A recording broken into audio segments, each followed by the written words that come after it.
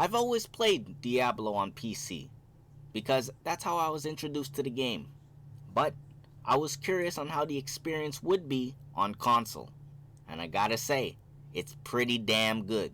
The flow of combat and movements with pressing buttons on a controller just feels fluid and nice. It's not awkward at all. You know, when you play a game that was intended for PC on a console, but the controllers don't feel right? Like you're not experiencing the real joy of the game. And if my explanation doesn't make sense, because I suck at explanations, think of playing Diablo Immortal on your phone compared to PC, or WoW on a console compared to the PC. Now, let's get into my likes for this game. I like that this game is both cross-platform and cross-play, so you can literally play this game with any of your friends on any platform, not limiting you to only play with friends that have the same platform as you. As well as your character progression carries over to whatever platform you're playing on. I really love that you can see other players in this game, and it's not just a single instance with you alone in it. Feels less lonely knowing you have others on your journey around you.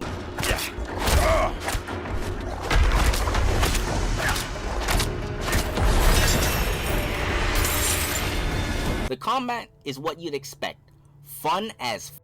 I had a blast taking down waves and waves of enemies, and the difficulty gets pretty challenging depending on your world tier, where you'll need to prepare well for the dangers that lie ahead. Speaking of danger, my first ever world boss had me excited, pumped, and nervous. But if you let fear guide you, then you lose. So I powered through it and took it down.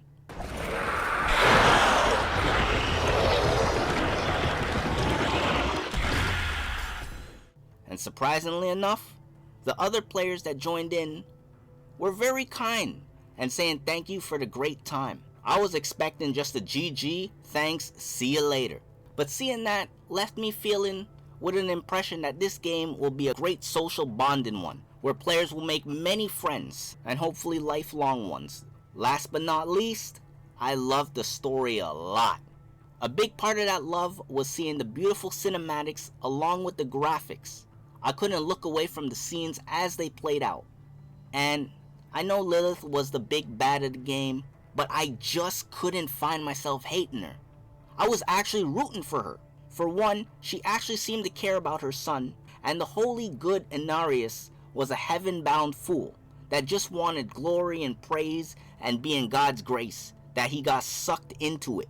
My rightful place is in the heavens. And Lilith, during that whole time, was spitting nothing but facts the entire time. In my eyes, she was the anti-hero. She did morally bad things for the sake of her own goals, but she had a good reason for doing them, and had a sort of compassion for others. Nearing the final path ahead, I found myself hating the decisions the player character was making. And then, when it came time for me to put Lilith down, I was saddened, not gonna lie. But I put her down. For good. Maybe. Guess we'll see. But the epilogue left me confused, like, what was the point of all this? But it also got me excited about what's to come next.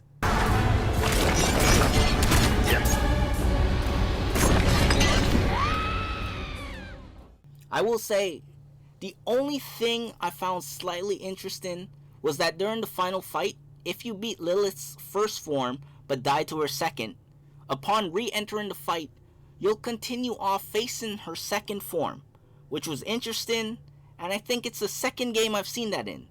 The first time I've seen that was in Demon Souls. But yeah, it made the final boss fight feel way too easy in my opinion.